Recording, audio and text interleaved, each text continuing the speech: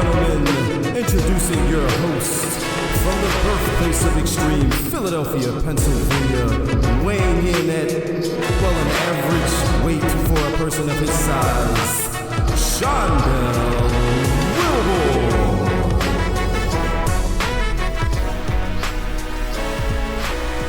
Hey, ladies and gentlemen, welcome to the very first episode of the Bury the Booking podcast, wrestling podcast. My name is Shondell, aka Dell. I will be your host. Joining me today is my longtime cohort, friend, amigo, partner, man that was in my wedding, and the bestest producer that I know, Devin. Devin, what's up, man?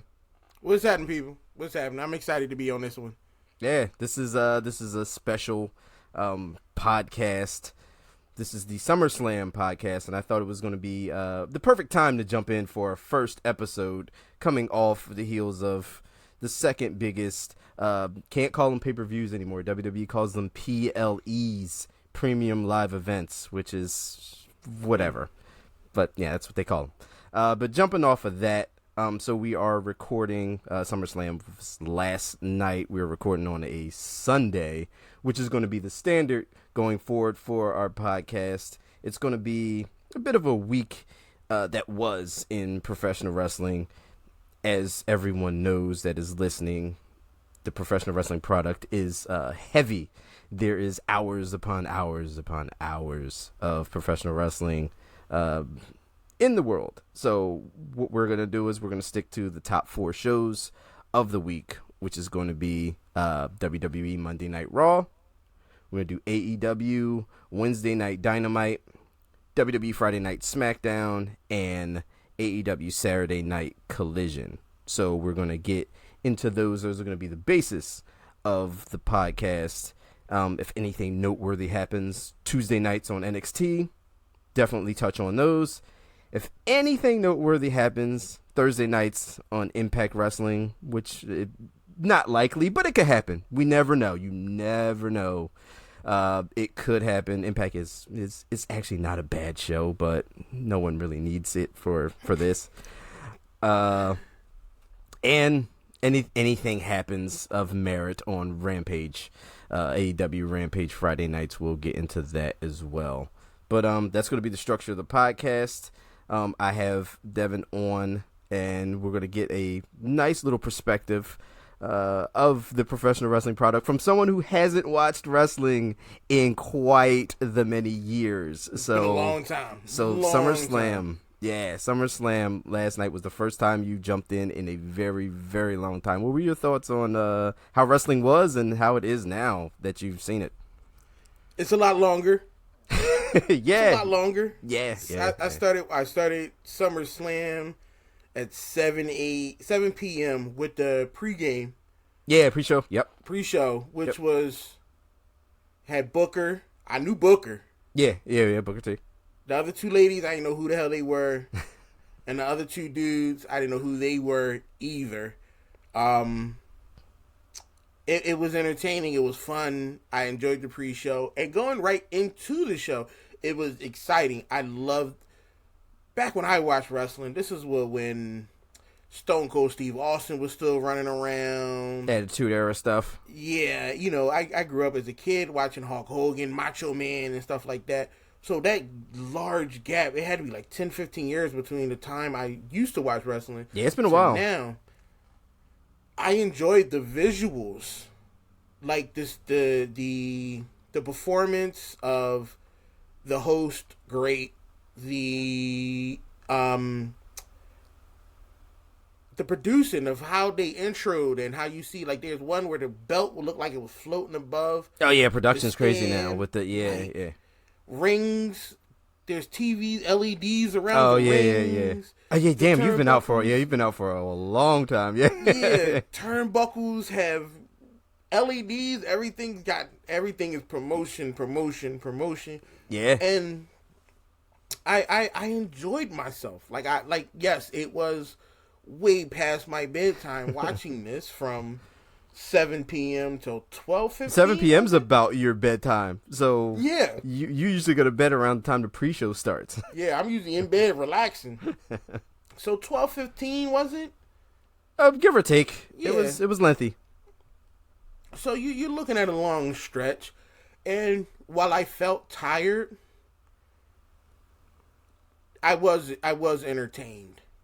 Throughout. There were some things that I'm like, all right, this shit boring. But we'll definitely get to that.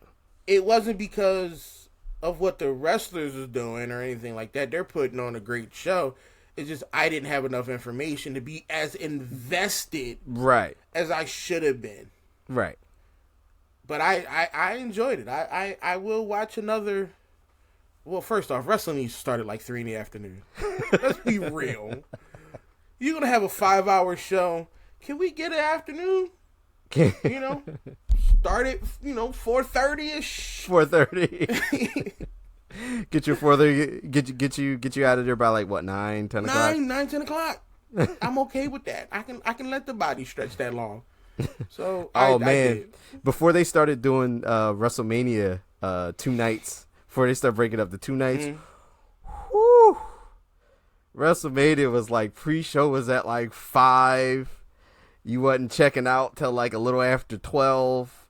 It was damn. Yeah, it was. It's a lot more manageable now. They break it up in night 1 and night 2s now, but yeah, it was crazy.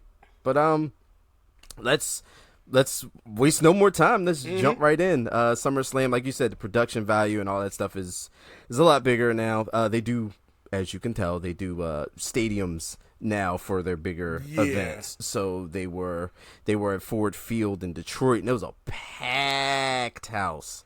Well, I wanted to bring that up. Yeah. Now, maybe my hearing was off, or the excitement was too much. But the announcer first said there was 50,000 people there. Then I wrote it down because it messed my hood. He said there was 50,000 people. Then he went to 51,000 people. Then he went to 59,000 people. Never listen to what they give numbers. They always inflate those numbers. They're notorious for just like, hey, yeah, it's 500,000 people in the group. I was confused by that. I'm like, wait, your head will explode.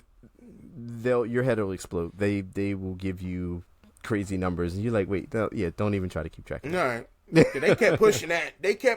Oh yeah. Live attendance, all that stuff like that. Hey, look, attendance can be what it is, but it's. I could have definitely dealt without the opening from Kid Rock. I don't need to see. Kid Rock put a bad taste in my mouth. The last time he was on, he was like making out in the front row at the last PLE was at, but I could have dealt without that. But whatever. I haven't been. I used to listen to Kid Rock back in the day. 90s. Yeah. And I first album, Kid Rock. Yeah. And I think over the course of time I've matured a lot, and he says some things and done some things that I don't agree with. Free speech, everybody got the right to say what they want. Yeah. But I can't back him. No. I can't back him. No. For people who love Kid Rock. I'm not gonna say not listen to the man. Exactly. But for me personally, he's not my thing. Right, exactly. Not my cup of tea either. So I just don't need to see him on the screen making out ever. No. Ever. And from that point on, every time I see Kid Rock, that's all I see. So I would just be better if I don't see him at all. Yeah.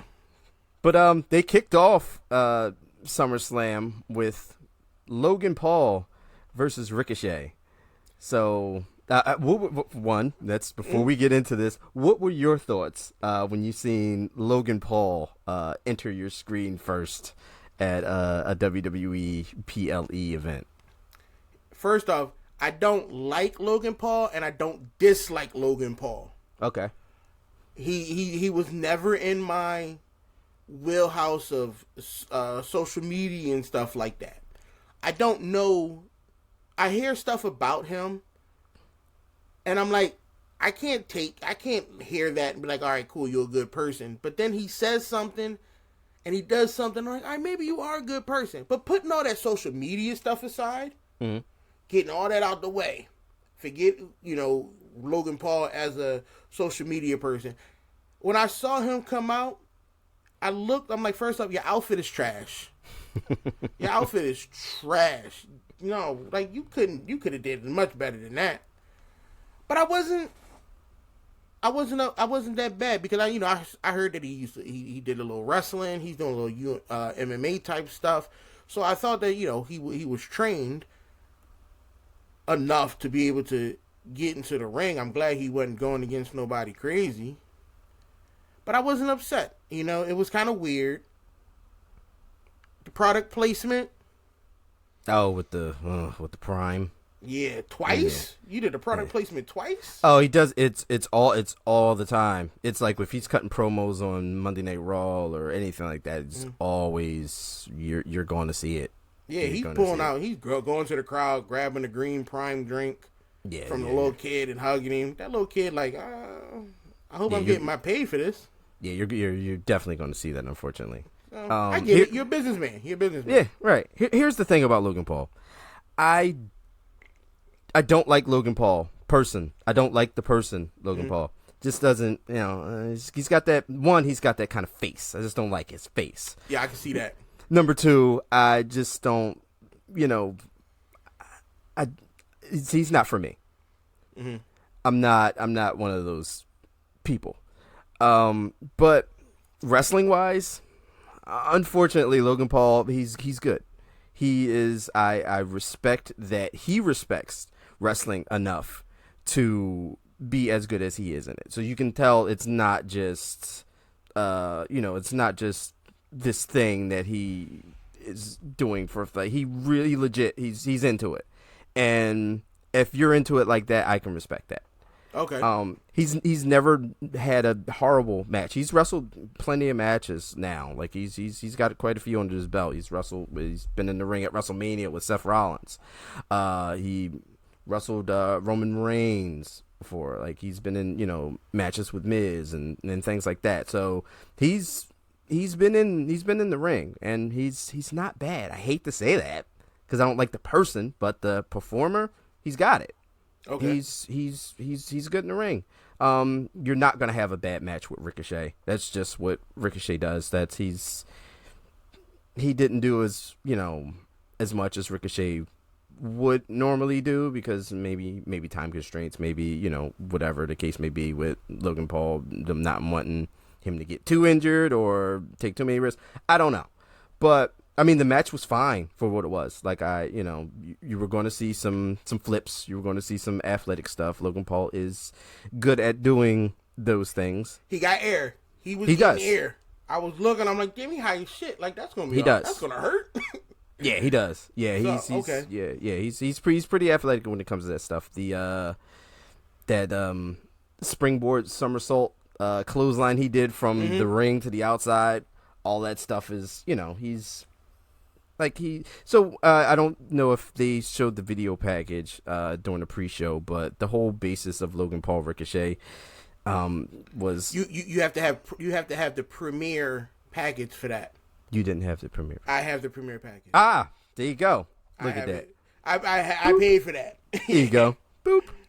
But the spot at the Royal Rumble where they both were on opposite sides of the ring, they both springboarded and collided in the ring, and everyone went ape shit. They kind of spun the rivalry off from there. But I mean, the match was good. Like I said, I don't hate Logan Paul as a wrestler. Kind of figured he was going to win this match. He's how he won. Yeah, I mean, it's a chicken shit way. Yeah, it's a chicken shit way to win. It wasn't like he beat Ricochet clean, per se. I expect if I would have picked somebody to do that, it would be It would be Paul. Yeah.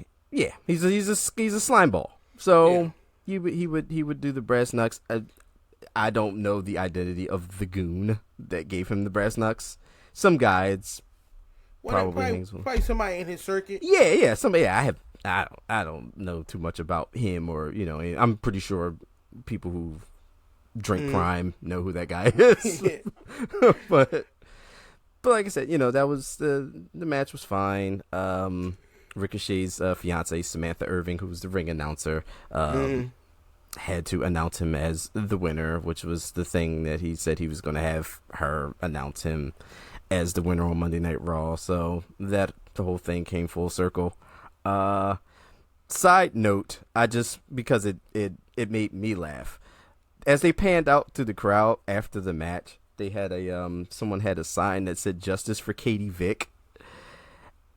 You have that look on your face. For people listening, if you know, you know. If you don't know, Google Katie Vick? Yeah. It's really bad, but yo, behind the most shameless storyline. Take a look at that. I'm gonna have to look at this. Yeah, look into that a little bit. We'll talk after the pod. Yo, somebody died.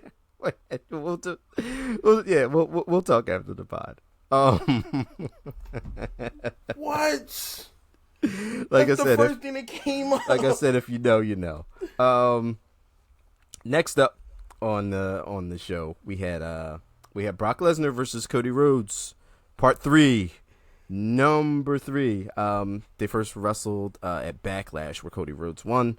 They wrestled again at Night of Champions, which Brock took the win. They had the whole storyline with the broken arm and all that stuff they did. So this was the rubber match. This was the third match. They were tied at 1. And this match started off a very, very Brock Lesnar heavy match. Can I say one thing? Yes. This guy, Cody, he talk a lot of shit. After ass whoopings, broken arm, cool. I get that. Why he come out looking like a JoJo Bizarre Adventure character? Outfit crazy. Yeah. So me and Brian, we were every time we see him, he looks very Homelanderish. Yeah. He's got a real Homelander. Vibe. Yeah, he's got a real Homelander vibe. I mean, Cody's cool. You know, I've met Cody before. He's cool, but it's yeah. However, how did you feel about this match, which was it was a Brock Lesnar match? I enjoyed the fact that the back and forth. Well, first it was Lesnar. Lesnar? Yeah. Lesnar. I actually wrote Lester down. You put the T and everything? Yeah. So Lesnar is... First, he missed leg day. Yeah. He missed leg day. But he looked like he didn't want to be there. It was like it felt like he didn't want to be there. Like, yo, he kept like, dude, just give up. Yeah, that's Brock Lesnar. That's just what he does. It was like, just give up. I don't want to be here. I don't want to do this. I'm telling you, I cash a check and leave. That's a Brock thing. Yeah, that's pretty much Brock Lesnar's mannerisms when he's in the match. He doesn't get paid by the hour. He wants to suplex people a bunch of times, hit him with some F5s, and roll. But the story of this one was Cody was not one of those people that died. He just, he kept going. He kept going forward and keep moving, and he, the ideal that I don't want to call Cody an underdog. I don't know Lesnar's like record or anything like that. Oh, Brock Lesnar is a huge deal. He's a destroyer. So Brock Lesnar, for being you haven't watched the product, Brock Lesnar was the person who broke the Undertaker's WrestleMania streak. So Brock Lesnar is a gigantic deal in wrestling. Like, Brock is, he did that. He left wrestling for a while, went to UFC, was UFC champion for a while. That's where I've seen him at, UFC. Yeah. So yeah, he's like legit.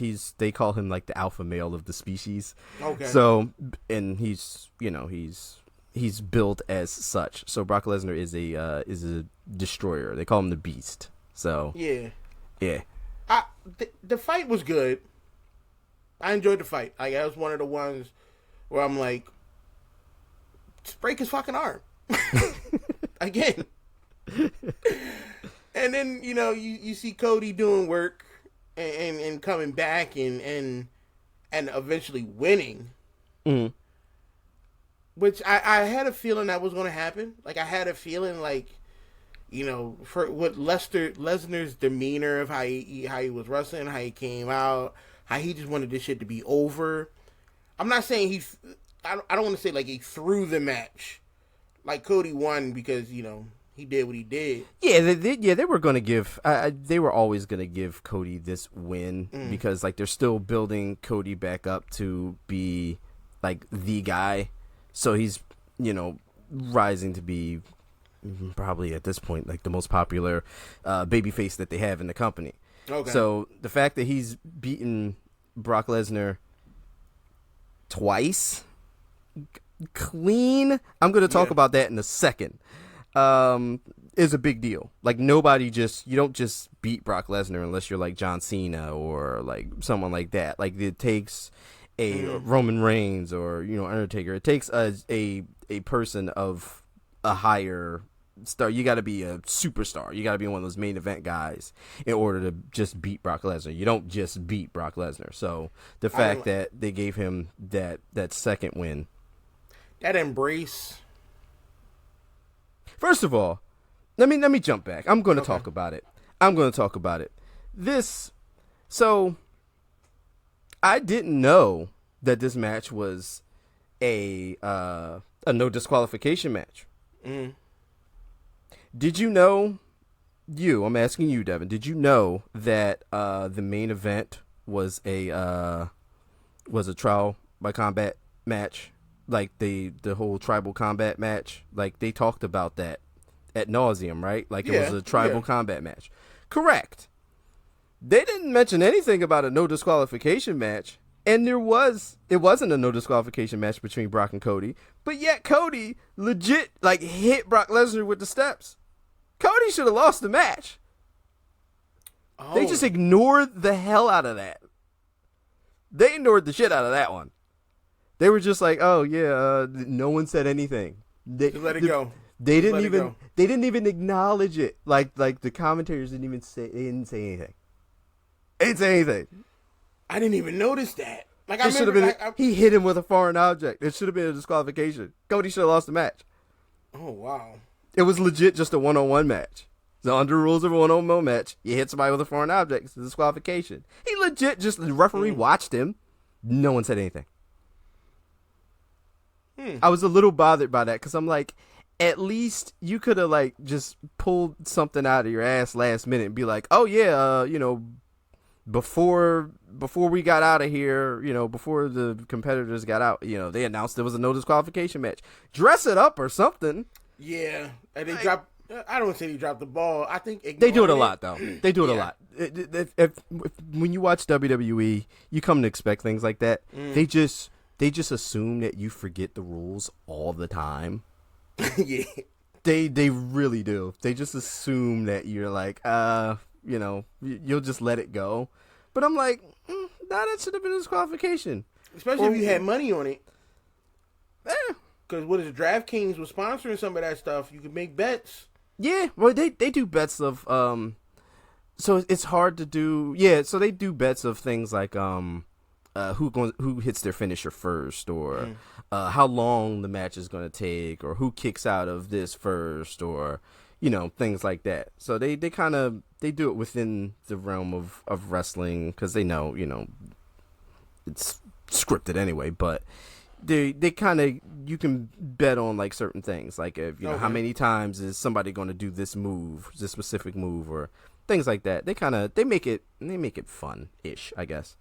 But yeah, no, after Cody clearly cheated in this match and it just went just undetected and unacknowledged, they had back and forth. Brock was just throwing him everywhere to deadlift suplexes and just tossing him. Like, Brock's a bruiser. That's just what he does. Like, he will toss and throw and suplex and everything. That's just him. But like I said, the story of the match was Cody's that guy. He has that willpower. He's not gonna die. He's the guy. Mm-hmm. And the guy turned, like I said, after he cheated, he did the 3 crossroads. He crossroads Brock, held on to it. Yeah. Gave him a second, held on to it, gave him a third, and got the win, which is, they consider it a clean win, but and like I said, if they're going to ignore it, I'm going to ignore it. Well, yeah, you're gonna learn to ignore a lot with the WWE product, because like I said, they just assume that you'll forget shit. But yeah, and then they seemingly blew off the feud. Brock gave him the acknowledgement, the whole sportsmanship. Brock hammed it up, so I don't know. Brock will probably disappear for quite a while now. He goes in lengths. Like, Brock's an attraction, so he's not a every week person. Like, you'll see Brock, he'll come out, do a program until a big pay-per-view, get some money. You won't see him for a long time, so this might be one of those times where Brock's just gone for a while and Cody does whatever he's going to do as they continue to build him to be the man in WWE. Okay. So, there's that. Next up, how did you feel about this? The Battle Royale? Yeah. It's just a hodgepodge of shit that they threw together. Like, people that they need to get on the show that they didn't have too many other plans for. They kind of just, now, they do this. There were 2 standouts. Okay. That big-ass black dude. Oh, Omos? My man, that big-ass black dude. Yo, he's big as shit. Yeah, Omos is huge. Yeah, he's gigantic. They call him the Nigerian Giant. Well deserved. But what stood out to me, what I could not take my eyes off, was my man running around with no shoes on. Oh, Matt Riddle? I don't know his name. He had the braids in his hair, right? I think so. But he had no shoes Matt Riddle. on his feet. Yeah. So Matt Riddle has a MMA background as well. So Okay. that's kind of part of his thing. So he's throughout the indies and everything like that. He wrestles barefoot. That's his thing. That threw me off. Wrestles barefoot. He rides down the ring on scooter. Like, he's real bro. He's bro. He's the original bro is what he calls himself. But yeah, he's that distracted me a lot. Like, I'm looking for his feet. Like, yo, where's your shoes, man? Nah, dude. Like, what if somebody stepped on a toe? Like the big country boy. What if he would have stepped on your foot? It's game over for you. Oh, Otis. Yeah. So this match. Quick. Yeah. So this match had a lot. Like I said, it was just people that they had to get on the card. I'm assuming that But Sheamus was in there. Like, what? Sheamus a big name, ain't he? So there's some names in here. Yeah, Sheamus, AJ Styles, former world champion. Miz, former world champion. You had people in there, like you said. Omos was in there, but Omos is he's not really, Sheamus was in there. Alpha Academy, which was Otis and Chad Gable. Apollo Crews, who I think went out first. the ball heads. I think Omos actually threw Apollo out. That's embarrassing to go out first, though. Yeah. Matt Riddle, Santos Escobar was in the match. This match was tailor-made for LA Knight to get a win. LA Knight he's growing in popularity at a very, very rapid speed in WWE. He has this crazy following. Like, it just started this uptick, and it's like this undeniable thing where fans have pretty much hitched their wagon to him. So it's one of those things where WWE's kind of forced now to ride the hot hand with LA Knight. Albeit there's some pushback. He's not, they wanted him to win some matches that he lost in the past, but they're like, just wait. We're pushing him. Fans want an immediate turnaround. Try to strike while the iron's hot. But I mean, as soon as the Battle Royal was announced, LA Knight was in it. I'm like, yeah, of course he's winning this match. It's just one of those things you just know. It doesn't benefit anybody else. It was just a Battle Royal for nothing. Okay, so it benefits no. AJ Styles wins the Battle Royal. Big freaking deal. It's just AJ Styles just wins a meaningless Battle Royal. No one cares. See, I thought that's what I thought. I thought it was. I thought it meant something. Like when I saw L.A. Knight and Sheamus at the end. Like, since it was either going to be. I knew that either Sheamus or The Miz were going to be the last person going against somebody. Okay. I just couldn't figure out who they were going to go against, because you can't have like you said, if you want L.A. Knight to rise up, you can't put him against You won't put him against somebody with a little bit of a name behind him, so it sticks into people's minds. Yeah, like give him a win. Because if he would have went against somebody who I didn't know, I would have been like, okay, it was L.A. Rich Knight Holland. If it was like Rich Holland and L.A. Knight at the end, it means it. No, but there's nothing there. It sticks in my mind now. Like, all right, L.A. Knight beat Sheamus. Okay, I've seen clips of Sheamus fighting online and stuff like that. I know who he is. Right. So, excuse me. I would have preferred The Miz. Yeah, I mean, I like The Miz more than I like Sheamus.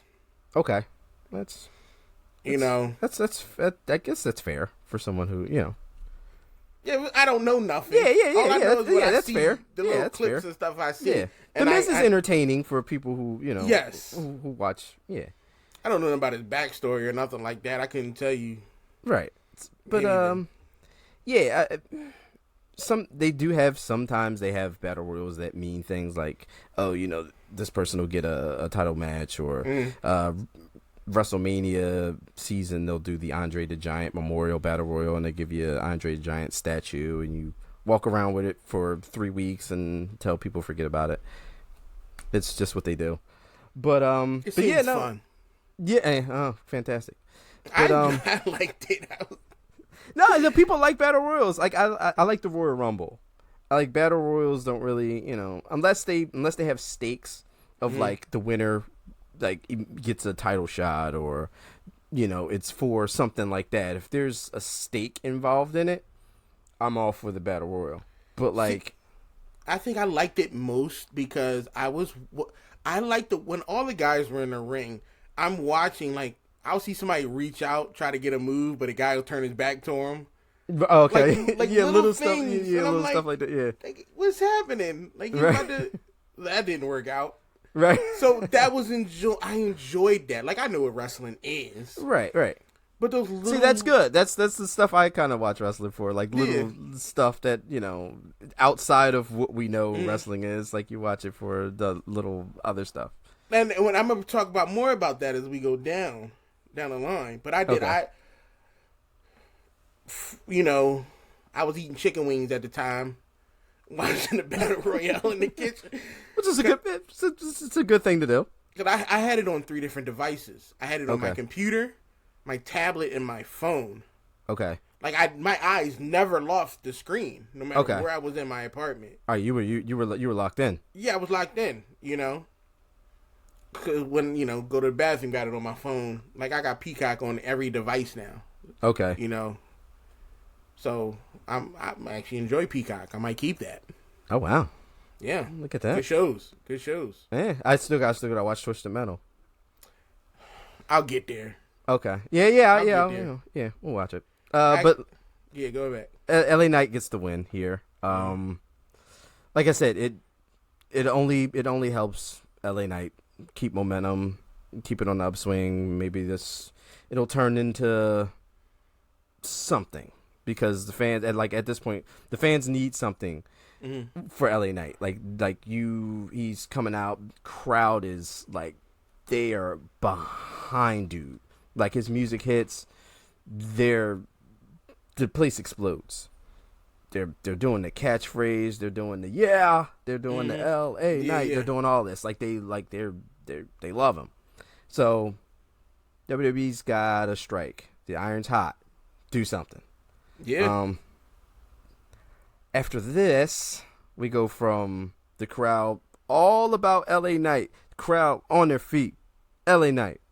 Then we get to the MMA rules match between Shayna Baszler and Ronda Rousey, and the crowd just died. It was boring. Didn't give a shit. The crowd didn't give a shit. Okay, and it's part of a thing. Like, Ronda, it's Ronda. I mean, it's probably, they don't give Shayna enough, but for the most part, they give what they give with Ronda. Ronda never. She's not good. She's not what they wanted. So Ronda, she can't really talk on the mic. She's just she's awkward, and the more wrestling fans seeing it, the more they're like, at first, like, the novelty wore off. It's like, oh my God, it's Ronda Rousey. And, like, people were freaking loved her. And then they started to turn on her a little bit because they start seeing, she's not really, she's meh. She's an MMA fighter. I understand you want to grow and do different things with your career. She wanted this. She loves wrestling. She wanted this. But you're not a good wrestler. No. That's the problem. That was the problem. Like, I'm watching this and, like, first, I know of Ronda Rousey. I've seen a couple of her fights, I swear. Didn't she, like, beat up her boyfriend or something like that or something crazy? I don't know. I'm just throwing rumors out there. I'm not 100% It's just starting random shit. But, like, the match to me, like, what's her name? Shayna Baszler? Shayna seemed more involved and, like, I like Shayna Baszler. Do something than Yeah. Ronda. I like Shayna Baszler. Like, that whole conflict that they had between each other, I didn't care. Like, yeah, it was so what happened was it was pretty much. It was rushed. Like, they just won the tag team championships. And I was like, all right, I think we might be going somewhere. I was okay with that. It's fine. Keep Ronda with Shayna. It keeps Shayna doing something because she can get on TV because you're not going to not put Ronda Rousey on TV. Mm-hmm. So, Shayna can be on TV. They're tag team champions. Everything's fine. And then they did the whole thing where Shayna turned on Ronda, and then reports from several wrestling sites started coming out saying that Ronda has a hard out. Like, Ronda's, like, straight up just leaving WWE. And they kind of wanted to get this program where her and Shayna worked together. Her and Shayna had a match before any of that happened.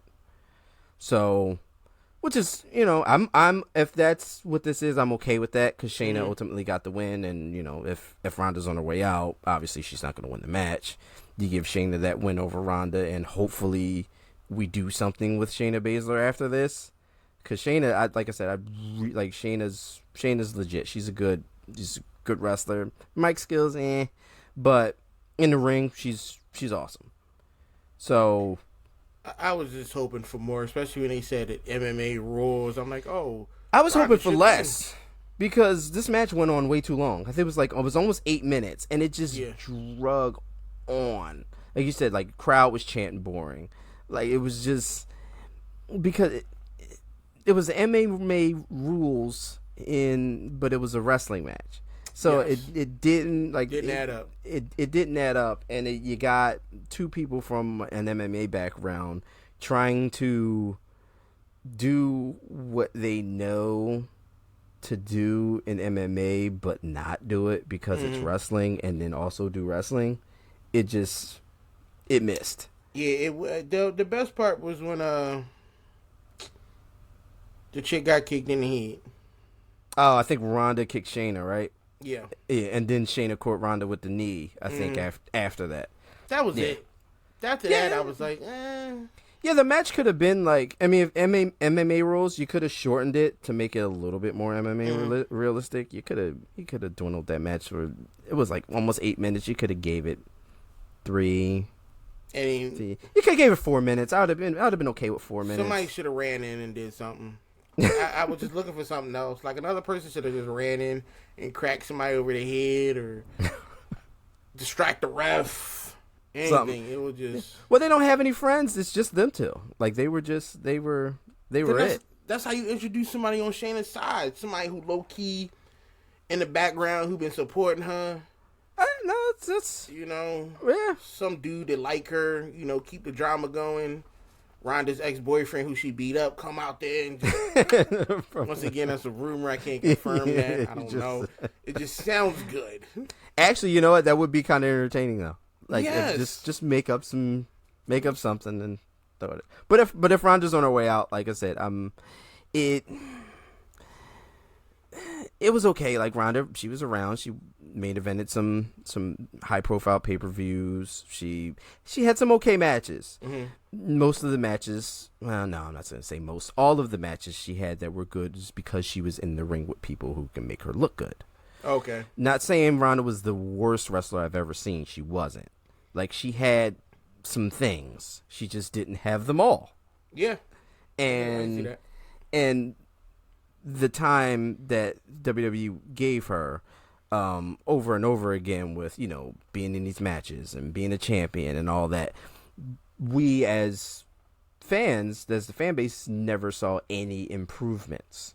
So it just went downhill in terms of like how, you know, how much the fans seen her, how much they were like, all right, here we got to deal with this shit again. Like, here's Ronda. Yeah, you know? Exactly. It's like here's Ronda again. She ain't got it. So you know, and it was one of those things. So, but like I said, well, who knows? But the crowd was completely dead for that. I liked how they showed Germany after this. Like, they showed, like, the VS satellite, and they were, like, screaming their heads off. I'm like, they clearly wasn't watching. like, what satellite footage did you get them, like, what were they watching that you got them cheering all crazy? Because it wasn't for that match. No. But, after that, we got the Intercontinental Championship match. We had Drew McIntyre versus Gunther. First off, I can't get behind two guys named Drew and Gunther in the ring fighting. Then when I heard the names, I'm like, Gunther and Drew? What? No, come on. But I've seen Gunther fight before. Yes, I think I showed you that match when he was still wrestling as Walter against Ilya Dragunov. The match in NXT UK, I believe it was. I like Gunther. I don't know Drew. Yeah, Drew McIntyre, he's been world champion. He's main evented WrestleManias. He's one of those guys. He's not one of those guys right now, but he was a guy. Actually, he pretty much held down the pandemic era. He finally won the world championship when there was no fans. And it was like, damn. And they put a lot of stock in him. Like, so, you know, it was just the same thing over and over again, same people and then they finally went with someone slightly different with Drew, and, you know, Drew started, it was on the upswing, and you could see them like, all right, we're investing in Drew McIntyre, and then COVID happened, and then when they finally had this big payoff for something new and fresh and a new face at the top, there was no one there. I was like, God damn, Drew couldn't win, but This Intercontinental, this fight, I don't have anything to add. It was good. It was clean. It was just, for me, it just felt like a normal two dudes going at it. Like, there was I didn't see nothing too flashy. I didn't see nobody, no drama. It was like, hey, I'm here for this belt. We're going to go at it. Yeah, and that's pretty much what so Drew and Gunther, they just go in and fight. That's what the basis. Yeah, that's what the basis of their characters are. They like there's no shit at each other. Yeah, there's no flash, there's no theatrics. What you see is what you get. They went in there and it was just beat the crap out of each other. The announcers was hyping it up more than what was going on. I'm like, shut up, can I watch this? Right. Yeah, that's how I felt. Like, I'm enjoying this fight. Like, they chopping each other. Bow, you hear the crackle, and I'm like, damn, that hurts. Yeah. And then you got the announcers giving their 2 cents. I don't need you. Shut up. let me enjoy this. Yeah, no, I was looking forward to this match when I looked at the SummerSlam card as a whole, because I was not saying it was a bad match. It was a great match. It was a good match. The match was fine, but I thought it was going to be a little stiffer, a little more of a hard hitting smash mouth match. I'm not saying it wasn't, but I just thought, you know, with the lead up and going into SummerSlam, I thought they were just going to be, you know, fighting tooth and nail, just just beating the ever-loving tar out of each other. And we didn't get a whole lot of that. I think I might have been a little spoiled by the WrestleMania Night 2 triple threat match. Now, that's a match you definitely need to go back and watch. It was Gunther versus Drew McIntyre versus Sheamus in a triple threat match at WrestleMania Night 2 for the Intercontinental title. Those three dudes beat the shit out of each other. Like, that match is definitely down your alley. Like, and I guess I kind of thought that I was going to see more of that, but I'm guessing, the special ingredient of that is Sheamus, because Sheamus always brings that type of stuff out of people. But this, like I said, this match was fine for the first time Gunther and Drew meeting each other, fighting. Gunther, they're obviously riding this hand. He is about a month away from, as they said, beating the Honky Tonk Man's longest reigning Intercontinental Championship reign in the modern era, or whatever.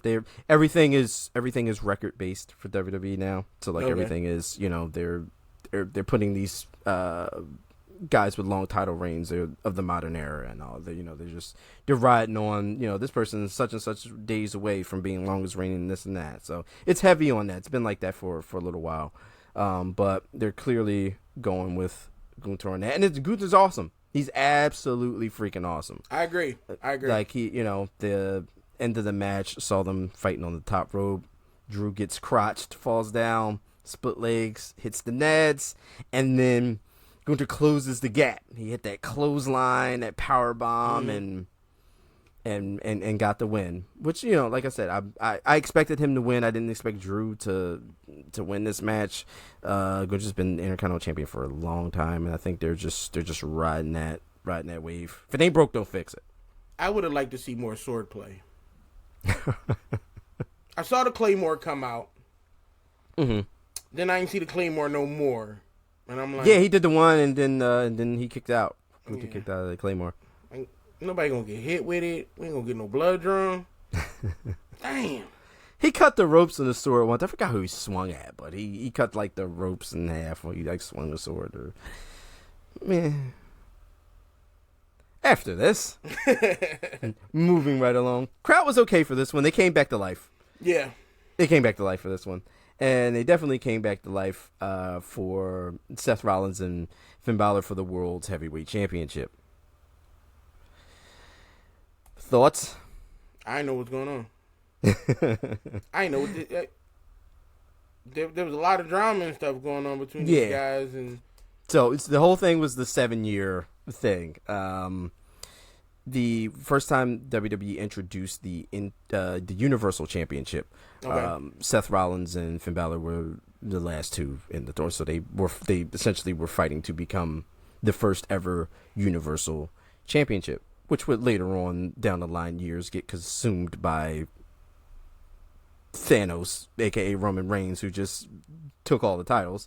But Finn Balor actually won the Universal Championship, but during the match, Seth Rollins injured him. Like he did, like they called the spot back later on in this match where he did the power bomb into the barricade and just tore Finn's shoulder. So like the next night he had to relinquish the belt because he had to get surgery, so he was out.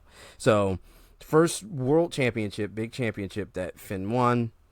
Never even got a chance to enjoy it. So they just played on that whole real life deal, and fast forward 7 years later, and we're back at a SummerSlam, and Seth's on top. There's this brand new championship. There's inner drama with the Judgment Day, which is the hottest act on Monday Night Raw. And with that whole deal with Damian Priest and the Money in the Bank contract and all that stuff. This match was fine. It wasn't not going to have a bad match. Seth doesn't have bad matches. Finn doesn't have bad matches. You put those two together, you're going to be fine. Yeah, I enjoyed the match. Like I really did enjoy the match. I had fun watching it. But I was just like all the drama that was going on, and I'm like, yeah, you don't know what the hell's going on. You have no idea what's happening. I'm like, why are you angry at him? No. Yeah, you have no idea what the hell's happening. Even with the flashbacks and stuff like that, the information they gave, I'm like, there's a lot of little stuff that, yeah. so much information. Like, what is going on? Like, y'all need to do. No, I need to do more to learn about what was happening. I should have watched. I should have found the card of who was wrestling, and research. But then I thought, you know what? No, let me go in like knowing nothing. Yeah, I mean, listen, it's more fun that way. It was, because I'm sitting, I'm like, what the yeah. okay. Why is this? And yeah, Seven with the scar, and I'm like, is that fake? Because I thought his name was Seven. And I'm like, wait, that's not his name. I actually wrote it down. Seven. Seth Rollins versus Seven. You're like, what the hell is the Seven? I'm what like, the hell is that? But but the fight was entertaining. Like, I can't complain about nothing that they did on. Yeah, they're awesome. Ring. They're both awesome in the ring. Like, they did awesome stuff. So I was excited. I was like, this is great. Like, this was worth. I think this was what hour was this? Hour 3, 4. No, blends in. And you watched the pre-show too, so you were like, your brain was mush at this point. But I couldn't sit back and be like, what was going on in the backstory too much. Like, I had to separate myself from, like, I heard what they said, and I heard them, but the backstory. But the thing was, the backstory played a lot into the match coming towards the end, and the ending of the match was the entire story of what's currently playing out. History aside from Finn and Seth all those years ago, there's something going on now between Finn still trying to get his revenge against Seth, and then still trying to keep his group, the Judgment Day. Try to keep them on the up and up. Try to keep everybody on the same page. And it's all Damian Priest come out. He came out with his Money in the Bank briefcase. They had a false finish at first where it looked like Finn might have won this one. But then Rhea Ripley comes out and the whole distraction. Damian Priest ended the match. Damian Priest puts the Money in the Bank briefcase in the ring, seemingly for Finn to use it to win the championship. That's how I saw it. That's how I saw it too. I thought he was going to, and Finn's not going to see it that way, because what happened was Finn goes to get it and Seth Rollins stomps him into it and retains the championship. So they do this whole thing like, dude, why did you do this? And Damian Priest is looking at him like, I was trying to give you the win. Like, I was trying to help you. Like, so it just adds another layer to the dissension and to the to the cracks that are continuously getting bigger and bigger in the world of Judgment Day. So it looks like it's going to expand the storyline and give ride this out for another 7 years. Yeah, I mean, WWE lately, the past year or so, they've been doing Bloodline stuff aside, because that they built that for a long time. That's long-term storytelling on a different level. Yeah. But they've been really good at doing callbacks to things lately and having cohesive, competent, coherent storylines, because that was lost for many, many years. So now we're reaping the benefits of some actual storytelling where they don't just start something and forget it 3 weeks later and then just go do something else and then repeat that cycle over and over again. It's better. Things are better. Things are better. So we have Seth retaining. I actually wouldn't have mind Finn winning and then having that whole thing. It still would have played into Damian Priest is looming over Finn's shoulder, like, will he cash in the Money in the Bank briefcase on Finn, like on his own stablemate or whatever like that. So I was good either way. I didn't think they were going to go with Finn, but I would have been okay with it because we would have had a different type of... We would have gotten to Finn versus Damian Priest, or Damian Priest leaving Judgment Day, or whatever the case is going to be. We would have gotten to it a different type of way.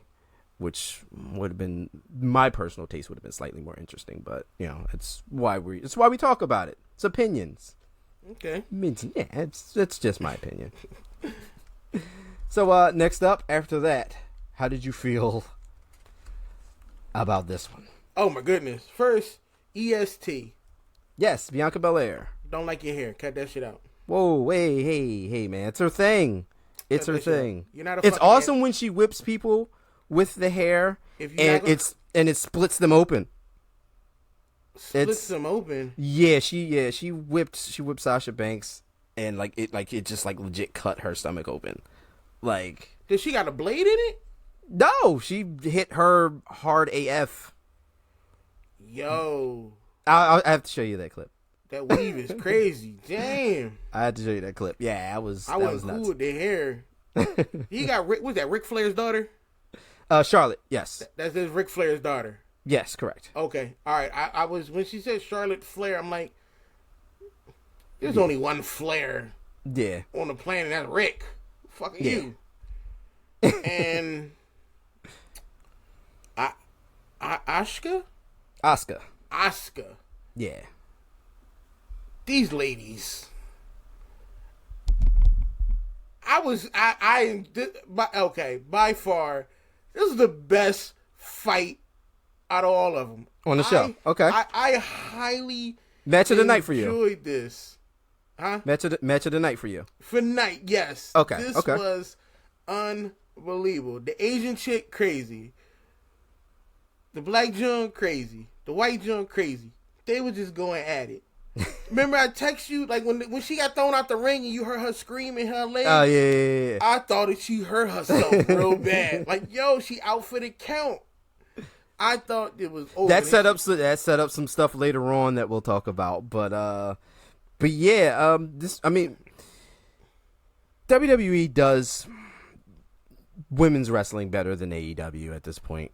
I like AEW. I love it. I like AEW's women's division. I love the talent they have over there. But as far as presentation goes, WWE puts their women in the forefront a lot more. They main event WrestleManias. They're in prominent roles. Charlotte Flair is like, people hate Charlotte Flair because she always is in the title pictures. She's always women's champion. She's never not around the title or holding a title. Yeah, 14 or 15 times, something crazy like that. She's never not sniffing a championship. Bianca Belair's awesome. Like, she's fan freaking tastic. And Asuka is, I've always been a fan of Asuka since even before she came over to the States. But yeah, no, this match was good. I liked it. I didn't like it as much as I thought I would, because I know what they're all capable of doing. But it was a fantastic match, though. It was a great match. It had so much stuff going on, and I'm looking like, all right, I'm for this. Like, the thing with a chick spit in the face, I'm like, oh yeah, the mist, yeah. Yo, you just spat in this woman. Another grown woman spat some shit in another grown woman's face, and I'm like, did we forget COVID existed? Like that 450 splash Bianca hit when Charlotte was doing the figure eight was crazy. That was great. Like, and that's the type of stuff you're gonna get. Like, Charlotte is fantastic, Bianca's fantastic, Asuka is amazing also. Asuka like I speaks said, English. But, yeah, I heard it on the mat. Yeah. Yeah, I remember you texted me. Yeah. Because throughout the promos, she's speaking another language. I don't know. Yeah, she usually speaks Japanese. Yeah. Japanese, and I'm like, all right, I guess she don't speak no English. But then I'm so deep in the character. I'm like, all right, she don't speak no English. Then she on the mat, and I think Charlotte was on top of her, and oh my god, I wish I could remember what she said in English, but she spoke English. You texted me. I'm like, I'm just started laughing. And I was like, that makes sense. Like, not everybody gonna speak. Maybe if this was back in the 90s, you could have a Japanese character that couldn't speak no English. 2023, no, you gotta speak a little English. I mean, there's heavy there's heavy Japanese and American wrestlers that there is some barrier there, but as you figure it out, you either know how to communicate, you can communicate in order to have the match, or you just are good at figuring things out. Now, what got me on this match, like when EST got that roll in and pinned the chick. Yes, from Charlotte. Yeah, Charlotte's figure 8. She was in Charlotte's figure 8. Yes. And then Asuka came in. That's when she spit the mist. Spat right in her mouth. And then Bianca hit the roll up when Asuka came in and pinned the match. Yeah. And won the women's championship. But who are these chicks that came running in with a briefcase? Okay, so Io Sky was the women's Money in the Bank. That's her name, Io holder. Sky. Yes. Yes. And Bailey is pretty much the leader of her faction. So it's Bailey, Io Sky, and then the other one you've seen that came in afterwards to celebrate Dakota Kai. She's out on injury right now, but Bailey is kind of like the leader of the faction. That's not the one with the briefcase. That's the other one. That was the other. Yes. Okay. The one she got. Yeah, she started hitting them with the. Yeah, she started hitting everyone with the briefcase. She got knocked out quick. Yeah. And then the other Sky ran out, trying to get him to ring the bell so she could start the match up. Yeah. I was like, yo, you can do this? Yeah, so essentially damn, you don't even know what the hell Money in the Bank is. I know that there's there's ladders involved. Yes, yes. And you got to climb ladders to get money, to get a briefcase. But I thought that it was a contract. So the briefcase. So the contents of the briefcase is a contract for a title match at any point in time throughout a calendar year. Oh, okay. So you can just cash it in whenever you feel like. So as long as there's a ref and a bell. As long as there's a ref and a bell, you can cash in. So Edge was the first ever Money in the Bank winner back in, I want to say that was 2005. And cashed in after John Cena just went through a grueling match. No one said you couldn't, so that became like the rule. So John Cena was already beat down. He just came in, cashed in, took advantage of an already beaten down person, and won the championship. I'm not mad about that. So it kind of became like the basis of the Money in the Bank, which is earlier on in the match where Bianca had that knee injury. Like I said, it came to play later on because she won the match. However, she was weak. She was incapacitated. She was not 100%. Perfect time for Io to come out, cash in, and become new women's champion. New WWE Women's Champion. That was wild. Like when I saw it, I'm sitting there watching it, and I'm watching like, yo, this is crazy. These ladies is out of their mind. That was the best match for me because there was so much going on. Yeah, it was. Yeah, no, the personality. I enjoyed everybody's character, personalities, and stuff like that, and the fight was good. And in that ending, I was like, yo, this is. Yeah, it was a lot. Yeah, it was a lot going on. It was a lot going on. That was my favorite one. Yeah, it was definitely a lot going on.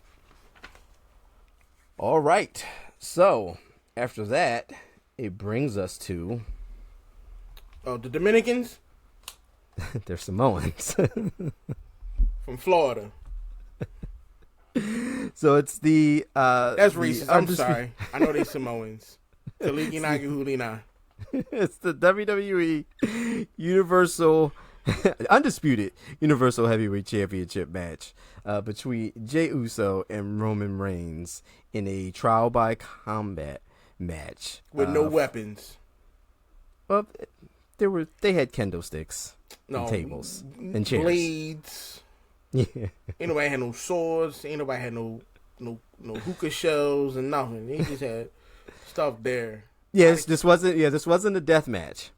But you Samoan though, ain't that how they do it? First, let me back up. Let me say one thing. The white dude, y'all Samoan. Why y'all dude is some chubby white dude? Who is that? Paul Heyman? That's Paul Heyman? That's Paul Heyman. What the hell? That just ruined your entire life now, didn't it? Did. Like, Yeah, that's Paul Heyman. wow. Yeah. I've been out the game way too long. Yeah. I You even forgot what the man looked like. Yeah, it's Paul Heyman. Oh my god. Okay. All Yeah. right, that makes sense. Okay. That makes sense. Cause I was like, now it all comes together a little bit, yeah, a little bit better now. Dude? Yeah. It's Paul Heyman. But like I said earlier, with Cody cheated because it wasn't a no disqualification. They told you this match was going to be something. Yes. Yeah, they gave a lot of information about it. They hyped it up to the point where it didn't have an impact for me. Okay. Like, the fight, the beginning of the fight for me was, it felt like real one-sided. Yeah. And I didn't know the drama with the family and stuff like that, the tribe. Yeah, the whole bloodline storyline it's a lot. Like a lot. Which is great. Like the story is fantastic. Mm-hmm. The story is the best story in wrestling right now. And I think that's what made the match not as impactful for me. Because Okay. I got the backstory and what they were told with the information, but I didn't know everything. Every little intricate. there's a lot of little intricate parts, and they tried their best.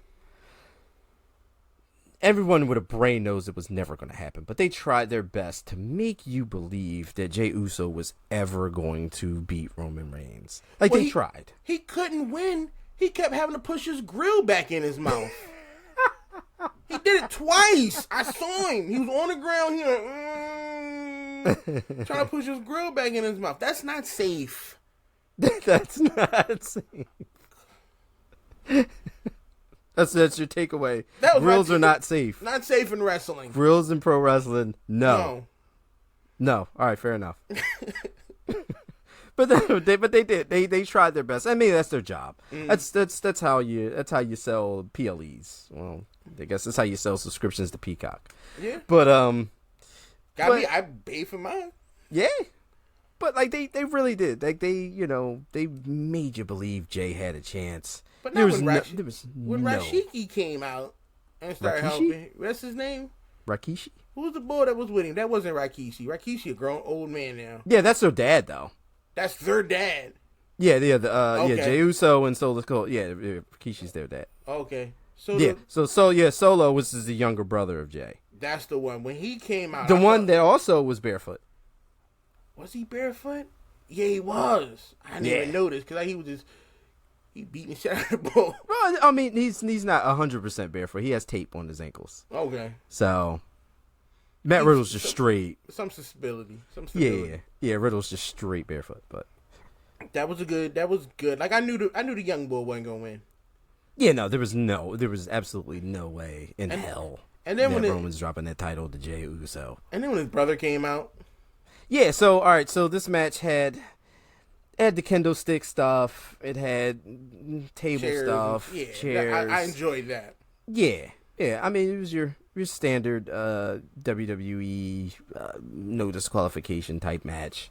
They didn't really do anything you haven't seen before. Mm-hmm. But it was it was fine. They told the story enough. They told the struggle enough. The best that they could was, like I said, making people believe that Roman was gonna lose. It was funny that Paul Heyman was like begging Jay to stop beating up Roman. Yeah, he's like, yeah, he's your family. And it was funny. He started doing it with when Jay started hitting him with the chairs, because everybody knows who watches wrestling knows that Roman Reigns' weakness is getting hit in the back with chairs. Like that's it's a thing. He got hit in the back when Seth Rollins turned on the Shield. Got hit in the back when Sami Zayn left the Bloodline, and he has trauma. He has mental trauma about getting hit in the back with chairs. Roman doesn't do good with getting hit in the back with chairs, but no, like the match was fine. The Samoan drop spot over the ring through the tables was. That was pretty good. But towards the end, Solo Solo and Roman double teaming on Jay. Jay pulls Solo in, he gets speared, and everybody thinks that this is the moment. This is where Jay's gonna beat Roman and win the championship. And then there's a hooded figure who comes out of nowhere from the crowd and pulls Jay off of him. And it is revealed seconds later to be, shocker, his twin brother, Jimmy Uso, that Roman laid out and hospitalized a couple weeks earlier, seemingly turning on his brother and rejoining the bloodline. Who knows? Why would you come out? Why would you come out all disguised and take your gear off? Yeah, they do that. And another thing, they didn't talk. What is the looking at each other communication? Yes, I understand that everybody wouldn't be able to hear what they're gonna say, but like when Solo and the Roman? leader, they were talking about him sparing him in the stomach, and like, y'all not saying nothing. Y'all just miming body languages, and are y'all gonna kiss? What are y'all doing? I felt weird, but then I had to understand, like, okay, you can't have full scripted lines and stuff dialogue. like that. Like, who's gonna hear it? Like people in the nosebleed sections. This isn't SmackDown. Yeah, so I was like, okay, I got it. I understand. I mean, sometimes they'll do like the whole yelling thing, but that's usually just to get from one spot in a match to another. But yeah, so the whole big thing now is everyone's mad because Roman had some help winning a match again. Because that's what he does, and people are rebelled, people are tired, people are bored of it. But I mean, it's Roman Reigns isn't going anywhere. Roman Reigns is going to be the champion for a long time. They're rumoring WrestleMania 40 possibly that he's still going to hold the title until. Wait, what WrestleMania is this? The last one that we just passed was 39. Oh, so aren't you going to 40? I'm going to 40. Okay, it's in Philly. I will be there. Yeah, it's in Philadelphia. I am legit going to be at WrestleMania 40. Okay. But yeah, so it's funny. Michael Cole said one of the dumbest things I've ever heard in my life. So I just told you, like, Roman Reigns, he never really wins clean. That's why he's had the championship for over 1,000 days. He's always had either Jimmy, Jay, Solo, some type of Sami Zayn, some type of combination of all of them to help him retain his championships. And Michael Cole said he praised Roman for doing what he needs to do to retain the championship and to maintain his legacy for all those years, but then just said this was downright disgusting. It's the same thing he does every other time. You literally just said you praised him for doing bullshit, and he literally did bullshit, and it's disgusting now? What? That doesn't make any sense. Nah. But, all in all, predictable ending to a main event. The Jimmy Uso thing was, you could kind of see it. Didn't know it was going to be, the way it was. They just kind of left Jimmy off of TV, came back, cost Jay the match. So we're going to see what happens now that there's seemingly going to be Jimmy versus Jay now thing, and who knows where Roman goes from there, or if Roman and Solo now have a thing going on. So it's going to be, who knows if it's going to be Jimmy and Jay, and then Roman and Solo. It's going to be just, the bloodline is just all whatever at this point. It's going to be Solo and the twin brother. For some reason, I feel like they're going to connect. Solo and Jay versus Jimmy and Roman. I think they're going to possible. That's possible. There's going to be some connection there, right there. There's going to be I don't think my man going to keep the title though. No, I don't think who we think going to get it is going to get it. They have no one. Like, they've built Roman to be this unstoppable god-like character, essentially. And there's no, they don't have anybody. Like, the argument was that Cody Rhodes was the guy to beat him this past WrestleMania. And the Cody match happened. Cody didn't win. Everyone's like, what? Why? That he's the guy. He's the only guy that's we have that's big enough and has impact enough to be the guy to beat Roman. He's the guy you can put the company on, and it didn't happen, so everyone's like, oh, well, what, Now there's like, well, they could probably revisit that for WrestleMania 40 and finally have Cody beat him then. Who knows? It's August. Yeah. WrestleMania ain't until April. We don't know what's going to happen by then. No. We have no idea what's going to happen, but, if they stick to plans, whatever their plans may be, we don't know. That might change. We don't know. Do I got to watch WrestleMania? Yeah. How much is that? It's on Peacock. Oh, then fine. Yeah, Okay. It'll be on Peacock. You'll be there, and I'll watch it. Yeah, I'll be there. And I'll watch it from home. Yeah, I'll be able to do a I was there podcast review of WrestleMania. Just keep me apprised on what I need to watch. Yeah, no, I'll give you all the particulars. I'm not gonna kill you with things. This was a special one. You were like, hey, it'd be cool to watch it. Like, so essentially, I'm gonna be doing my best Joey Styles impression for these podcasts and just like giving a little review of the week it was in wrestling. If, like I said, anything of merit happens, we'll have someone come in, or we'll talk about it. But because I can't do. Yeah, no, it's a lot. Wrestling's a lot. 7 shows. Wrestling's a commitment, man. 7 a week. Wrestling's a commitment, dude. It's you got 3 hours of Raw on Mondays. You got 2 hours of Dynamite, AEW, on Wednesday. You got 2 hours of SmackDown on Friday, and you have 2 hours of Collision on Saturday. Those are the ones I'm covering. I'm still going to be watching. Yeah, the other stuff. That's like I'm 9 still hours. Watching That's NXT. 9 hours. I'm still going to be watching programming. NXT. I'm still going to watch Impact. I'm still going to watch Rampage. I'm still going to watch. I still watch other stuff on like NWA and stuff on YouTube. The crazy thing is, I don't even work that long. 9 hours. I don't even be at work that long a day. That's a lot. You it's a lot. dedicated. Hey, look, it's a lot. I like wrestling, so I was like, yeah, why not? Let's just talk some wrestling. There you go. So, with that being said, ladies and gentlemen, if you stayed this long, I greatly appreciate it, and we thank you for joining us on the very first episode of the Bury the Booking podcast. It was a little lengthy this time. We were getting into our initial introductions, and we were talking SummerSlam, which was an event that had a lot going on in it. Yep. So, like, subscribe, share, all that good stuff anywhere you like to listen to podcasts. All socials, links, and stuff will be provided. Thanks again, and I will see you next time.